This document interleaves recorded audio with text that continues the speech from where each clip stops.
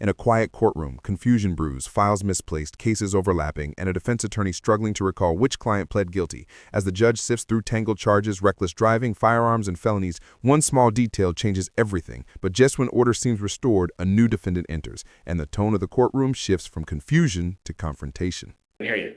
Happy Monday. Oh, happy Monday. I have one of our trial cases for tomorrow. I believe I have one set, but I think he pled his felony. It's Mendoza. Yeah, I think he pled his felony. And if not, I will announce not ready, mostly because I got texted some videos last night. Well, I got emailed some videos last night. Let me pull them up real quick. Hold on.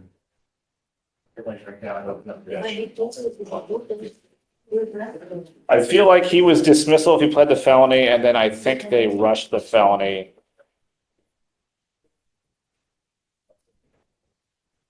Judge, do you have the case number? I do. Okay. 2502-101 And 02. and 02. They reset it. I don't see it. 219. My Yes. problem is I have they all overlap, and I swear I have two reckless drivings, each of them with a gun, and one of them called my office to say he pled. I guess it might have been the other one. Our gun case pled, but the reckless driving is still open. Okay. Now, And then it looks like the felony evading in the vehicle got reset to 219. all right. Let me hold off on that till tomorrow, Judge. Because I came in here thinking that they had pled upstairs. And I obviously got the guy confused who pled upstairs. So let me make some phone calls. Because a client called me to say that he had pled. And I thought it was this one. What are they doing upstairs? Is there any news? We're in touch with defense upstairs, and the defendant is going to take the deferred and felony and then dismiss our cases, adding the condition about the firearm, I believe. Yeah, They're doing a gonna- TRAS. Is that why they did the reset? Are they doing a TRAS upstairs? Is that why they did the reset? Because a lot of times prior to a plea, they'll do a TRAS. You reset from the last setting without actually agreeing to plea. Kelsey then sent out the email, hey, will you do it? They agreed to plea. I thought my client called me to tell me that he had done the plea. I think he has now agreed. Did they do the to plea do the maybe? plea. And they just set it to do a TRAS? They hadn't officially done it yet, sir, but I'm talking to the felony defense counsel, and we were hoping he could just come do it tomorrow when this one's set for trial, but we wouldn't actually be going on it because that was the agreement.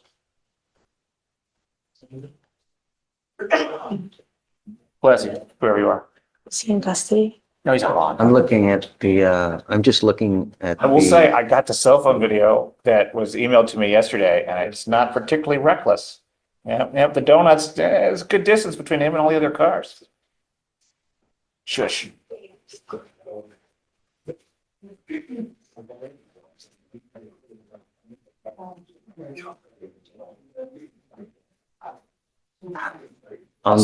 on the reset, they didn't mark anything. And then under settings, it's just a non-trial setting. So they reset it, and then after they reset it, Kelsey, and I'll give all the credit to Kelsey, sent all the emails and got everybody to agree to take the plea.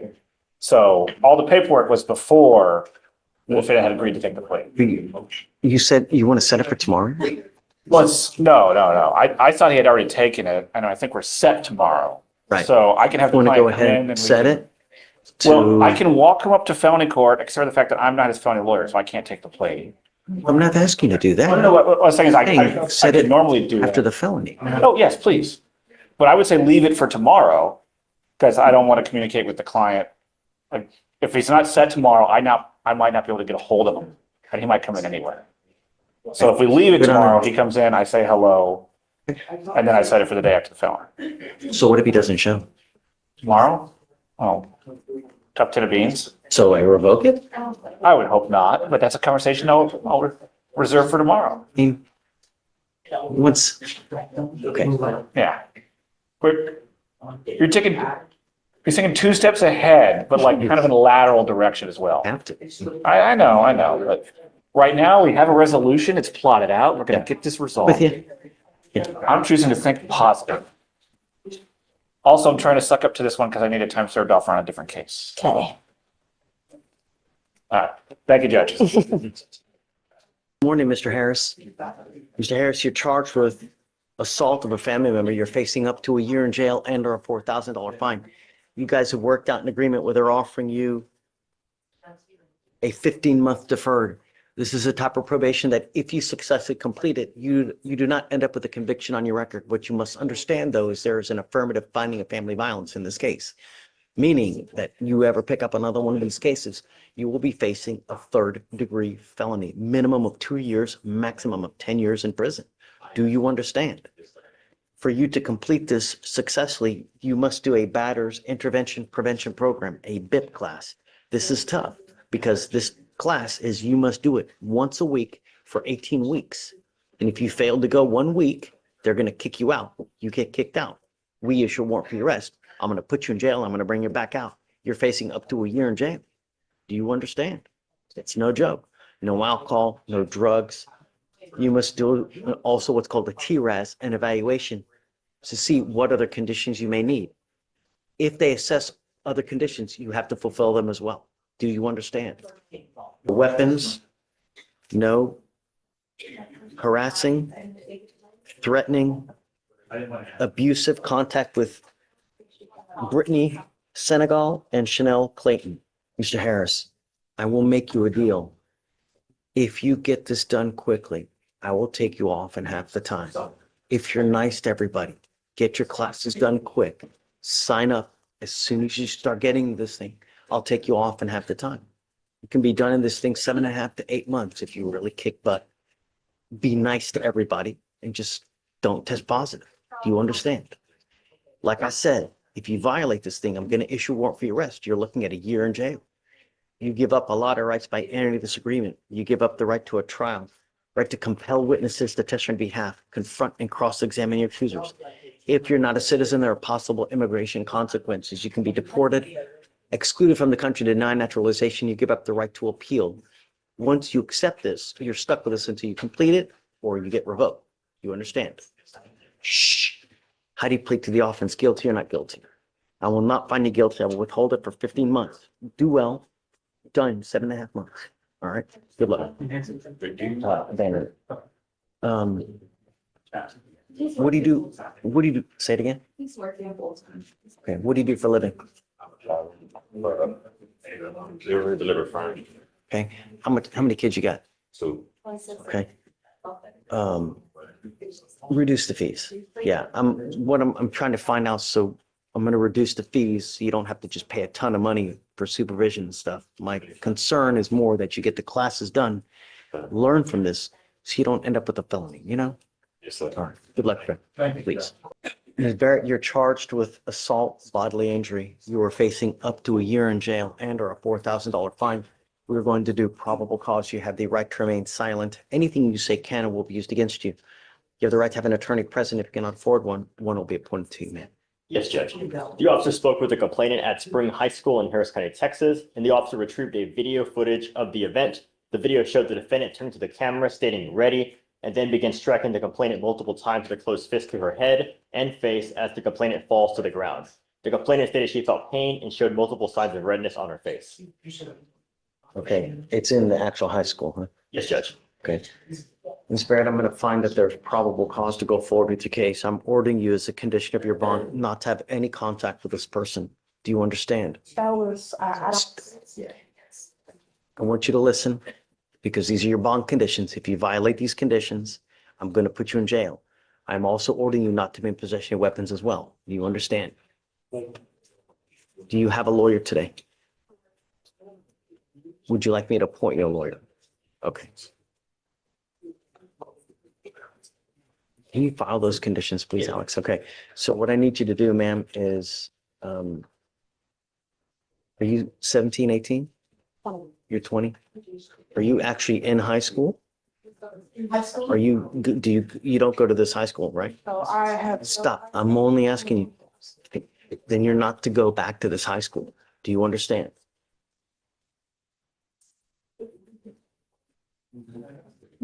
All right, so I need you to fill out an application for me. Deputy's going to give you an application, and then I'll have you talk to a lawyer here momentarily. Do not leave until you sign our bond conditions, all right? Oh, please. I don't care where you live. I don't care what you do. you are still under bond condition of this court. If you do not have a Texas driver license and if you do not have liability insurance, you are not allowed to drive. Do you understand? I haven't driven. I am also ordering you not to consume alcohol or illegal drugs. If you get called upon to take a test, you must go to a Quest Diagnostics in Dallas, take a test there, and get the result to your lawyer. It is on you to do that. Typically, when we have someone that does it here, they come into here to downtown and they take a test and I pay for it. But because you're over there, I cannot pay for it. You will be required to foot the bill on that. If you fail to go test when you're called upon, I will issue a warrant for your arrest. There are no more PR bonds. You pick up a new case, you violate any of these conditions. Do you understand?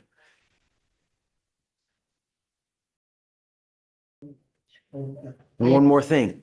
I don't know what your immigration status is, but if you go to jail and you're not in this country with permission and you spend any more than 46 hours in custody, you will probably get an immigration detainer and it's not going to go well. So if you're not in this country with permission, you better live like you have a halo over your head. You understand? All right. Good luck.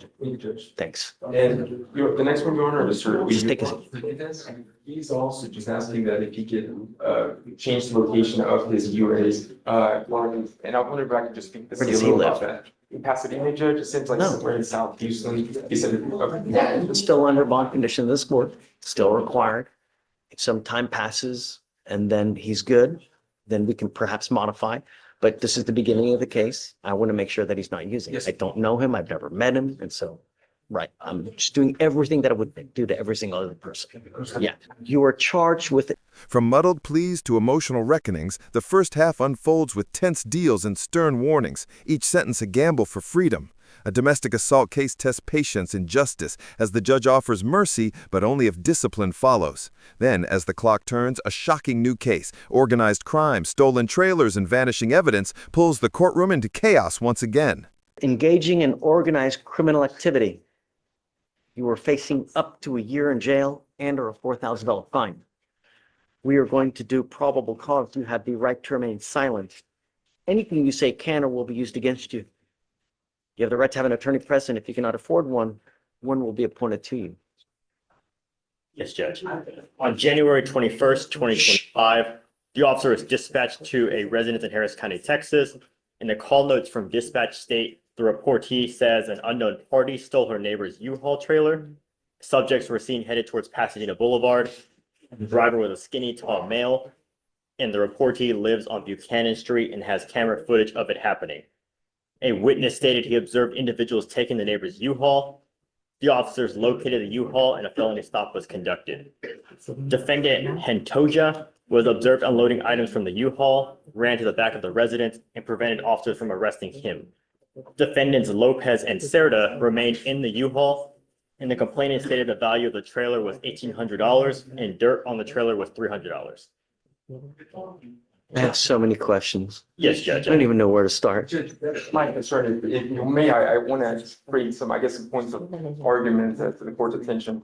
The first one, my concern is that, I mean, the 911 caller mentioned unknown parties, and then the police officer later mentions them as suspects without any type of articulable facts, believe that they are the specific people, or the individuals that have taken this U-Haul. Now, as we know, probable cause requires more than a hunch, more than suspicion. It requires something else, more than that. And that seems that that's all that the things, at least under the four corners of the things, allege that my client was involved with this alleged act. I mean, remember, like, so when they start an investigation, sometimes they just don't have everything and facts develop in time. Right.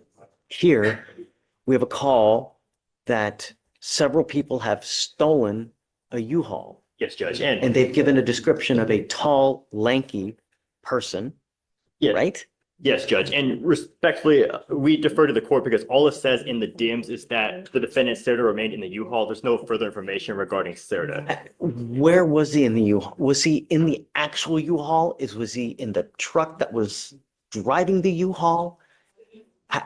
How was he engaged in this alleged criminality? Like, And Your What Honor, can you just, does mere presence impute criminality? Judge, and that's exactly right. Texas law says that mere presence is not enough. Dude, I'm with you. Oh, yes, sir. But, so we're not arguing against that, Your Honor. And like I said, we defer to the court because we don't have the information. We'd have to await the OR, and we don't have at this time. So- but I'm not going to sit here and Yes, hold Judge. someone. And that's why we defer to the court. Let's look at what the statute says, because,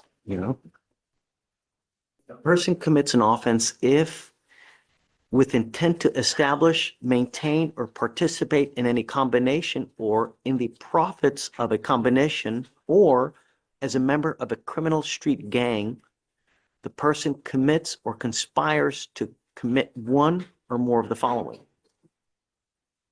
One is murder, capital murder, arson, yada, yada, yada. Two, any gambling offense punishable by a class A misdemeanor. Promotion of prostitution. Number four, unlawful manufacture, transportation, firearms. Which one are you relying on? Your Honor, as is pled is that it's pled as theft as being the underlying basis of the engaging in criminal activity.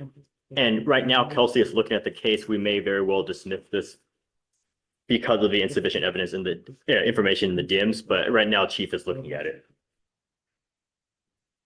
And Your Honor, if we could just maybe reset for a week or so, we call the witness. and we have to deny- He's in custody, and I can't, I mean, if he was on bond, that would be one thing, but he's in custody. I'm not gonna hold him just because,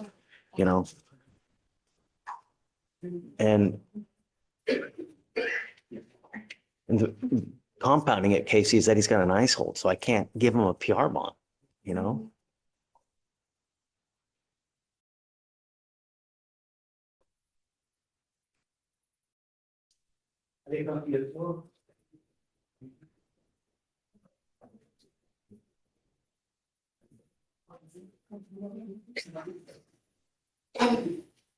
I would just need, I just need a little more time, Your Honor, to dismiss it right now. Yeah, I'll find no PC because I just don't think it's there for now. And then if you find something later on, by all means, but all right, Mr. Cert, I'm going to find that there's no probable cause to go forward in your case.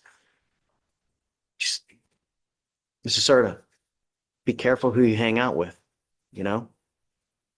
Okay, all right, for sure. Good morning, Mr. Ortega. So you're charged with interference with the duties of a public servant. You're facing up to 6 months in jail and or a $2,000 fine. You guys have worked out an agreement where they're offering you 81 days in jail, credit for the 81 days that you've done. You need to understand that this will reflect now as a conviction on your record. It's going to be there for the rest of your life. From now on, any new misdemeanors that you pick up, you will be facing a minimum of 30 days in jail. You understand? Yes, sir. You give up a lot of rights by entering into this agreement. You give up the right to a trial, right to compel witnesses to testify on your behalf, confront and cross-examine your accusers. If you're not a citizen, there are possible immigration consequences. You can be deported, excluded from the country, denied naturalization under federal law. You give up the right to appeal once you accept this agreement. You can never change this or undo this. Is this what you want to do? Yes, sir. How do you plead to the offense, sir? Guilty or not guilty? How do you plead to the offense? Guilty or not guilty? Oh, I already know. I'll find you guilty. I see that you got a probation upstairs. Let me say that you're very lucky that you got one with the type of cases that you have. Felony probation is no joke, so don't take it as a joke. You're young, you're still held to a high standard, and you're expected to complete everything you don't. If you go on, you use drugs, you pick up a new case, you could be very well spending a lot of time in prison. You've been given a chance. Make the most of it. You understand? All right. You ever need any help? All you got to do is come back here. Anything you need, cell phones, tablets, food, jobs, we can give you anything that you need. All you got to do is come back and ask. All right? Yes, sir. All right, man. Good luck. Thank you, Judge. Thanks. Mr. Lockridge, charged with possession of marijuana, you're facing up to 6 months in jail and or a $2,000 fine. You guys have worked out an agreement where they're offering you 6 days in jail with credit for the 2 days that you've done. Is this what you want to do, sir? They've offered That's what you you, want to do. 6 days credit for 2 times, sir. Yes, sir. Yes, sir. understand that this is going to go on your record. It's going to be there for the rest of your life. You need to understand that from now on, you're facing at least a minimum of 30 days in jail for any new cases that you pick up. Do you understand? You give up the right to a trial, right to compel witnesses to testify on your behalf, confront and cross-examine your accusers. If you're not a citizen, there are possible immigration consequences. You can be deported, excluded from the country, denied naturalization. You give up the right to appeal. How do you plead to the offense, sir? Guilty or not guilty? I'll find you guilty. I'm going to send you to the agreement. I'll roll your court costs so you won't owe anything. Good luck to you, sir. Thank you, Your Honor. Thank you, Mr. D. Shh. Mr. Gomez, you were charged with driving while intoxicated. First offense.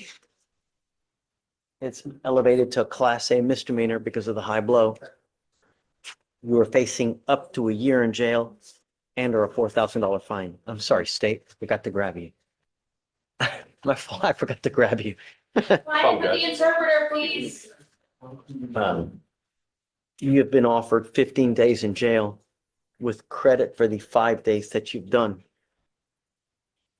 You need to understand that this will reflect as a conviction on your record today and forever. From now on, any new cases that you pick up here, you will be facing a minimum of 90 days in jail.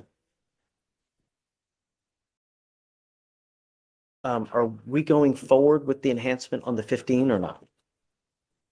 It's gonna be a bad. Are you sure? Oh, I'm sorry. Yes, this is true. Right. Is it true or untrue that you had a 0.15 or above, Mr. Gomez? It's true. Is it true to the enhancement? So understand, that's what makes it a Class A misdemeanor. So from now on, because this is going on your record, if you ever get charged with a future one, you'll be looking at a minimum of 90 days in jail. You'll give up a lot of rights by entering into this agreement and this plea bargain agreement. You give up the right to a trial, right to compel witnesses to testify on behalf, confront and cross-examine your accusers. If you are not a citizen, there are possible immigration consequences. You can be deported, excluded from the country, denied naturalization under federal law. You give up the right to appeal. Once you plead guilty, you can never change this or undo this. Is this what you want to do?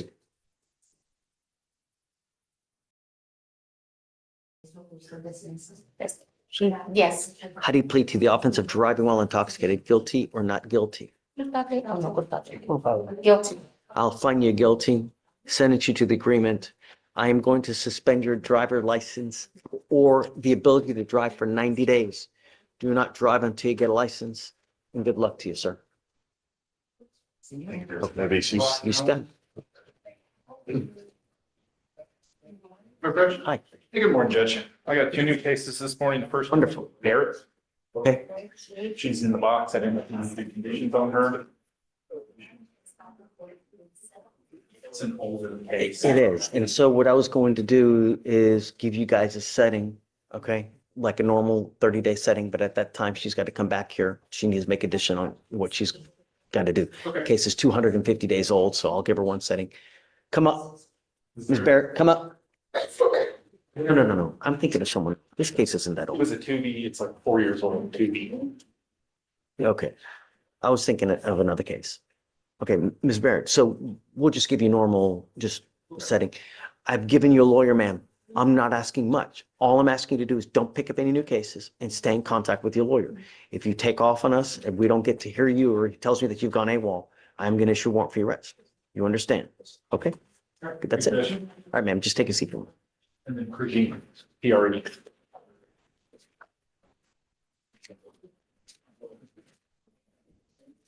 This one is 200 days old, so we'll give you a setting, try to figure out where things are going, and then she's got to be at the next time. Is there an offer on this case? On Prejean? That's the last name. Please. We'll leave that clear criminalized for Walmart. So she can't go to Walmart as part of her bond conditions, so, but that's it. Not the same day. I believe there is. Let me double check real quick. I'll talk to Chief. Yeah. Okay, we got you. Okay. Hey, Judge. The morning begins with confusion. A judge, calm yet commanding, sorts through a maze of overlapping cases. Lawyers shuffle papers, names blur together, and somewhere in the chaos, a plea deal might already be signed. Or maybe not. The air hums with tension as the courtroom waits to see whether a reckless driving case tied to a firearm will proceed or be dismissed. The defense attorney admits uncertainty, confessing that one client pled while another still faces trial. Emails, videos, and last-minute revelations swirl through the conversation, painting a picture of a system constantly racing to catch its own breath. Just as the fog begins to clear, the judge reviews a cell phone video, a calm assessment of what prosecutors call reckless. The footage reveals distance, caution, perhaps restraint. For a brief moment, reason triumphs over assumption. But the day is far from over. A new name is called, Mr. Harris. Harris, accused of assaulting a family member, stands before the bench as the judge's tone turns stern, almost paternal. The offer, 15 months deferred probation, is both mercy and warning. The judge lays out the terms with surgical precision. No violence, no alcohol, no missed classes. Each violation could mean a year behind bars. Yet even in discipline, there's humanity. The judge softens, promising that if Harris works hard, half the time could be cut away. It's a deal that balances punishment with redemption, a recurring theme in this courtroom of second chances. But as one life steadies, another teeters. A young woman is brought in next, accused of assault at a high school. The footage shows her striking another student after muttering "ready" to the camera. It's a chilling, impulsive act. The judge's patience wears thin. No contact, no weapons, no mistakes. His words slice through the silence. If you violate, I'll put you in jail. Even immigration becomes a looming shadow. One misstep could mean deportation. Then comes the turning point, the case of engaging in organized criminal activity. A stolen U-Haul, vague descriptions, and flimsy evidence spark a battle between logic and accusation. The defense dismantles the state's story piece by piece. The judge listens, weighs, and finally delivers a rare courtroom twist: dismissal. Be careful who you hang out with, he warns the defendant, a quiet echo of wisdom in a world where guilt and innocence often blur. The final stretch of the day carries a quieter rhythm: convictions for interference, marijuana possession, and DWI. Each defendant faces the same truth: their choice is now etched permanently into record books. Yet even in the lectures and sentencing, there's empathy too. The judge reminds them that help exists: food, jobs, even second chances, if they choose to reach for it. By the end, the courtroom feels lighter but no less haunted. Justice here isn't a hammer, it's a mirror.